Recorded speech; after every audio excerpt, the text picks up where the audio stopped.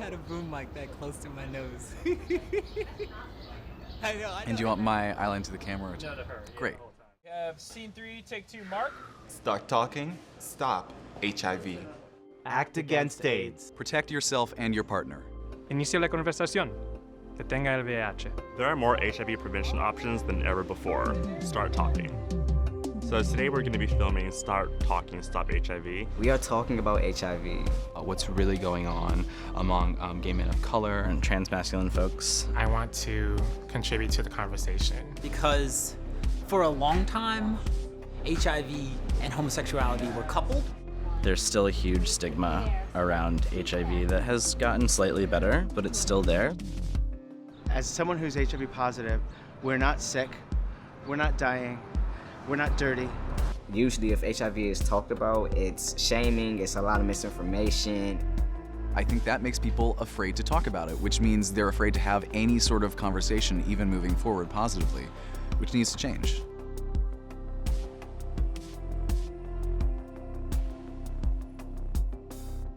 Culturally, myself, being from the Caribbean, you know, I come from a family where we don't have these conversations. And I think that it is time that we do.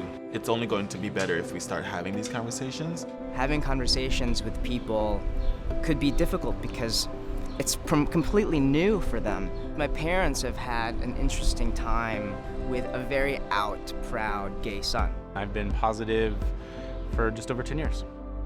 When I was 27, I met someone who was HIV positive. I've never seen someone so stigmatized. I don't think people like talking about sex, but that's how you contract HIV most of the time, through sex.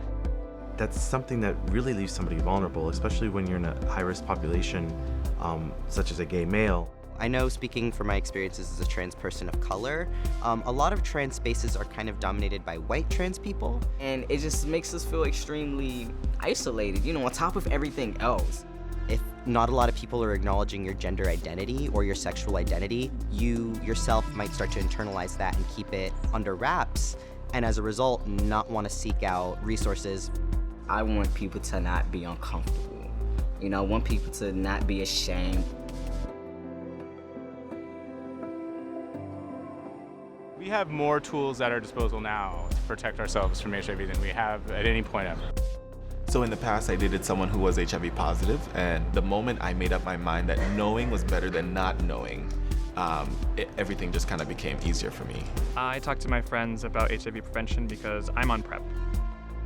Treatment as prevention is when HIV positive individuals adhere to medication to the point where the virus is extremely low. I use condoms and PrEP. You got tested, I think, a month or two ago. I got tested 2 weeks ago. I think condoms are great. Condoms are sexy. There's so many options open to the public to protect their bodies. None of those tools work if we aren't able to talk about them. My shop teacher in grade school would be shocked to hear me talking so much about tools. Have the conversation, make it a positive experience. We're human, we have the same issues. To not have the conversation is to have blinders on and pretend it doesn't exist. Conversation is a very powerful thing, and that can help lead to a cure.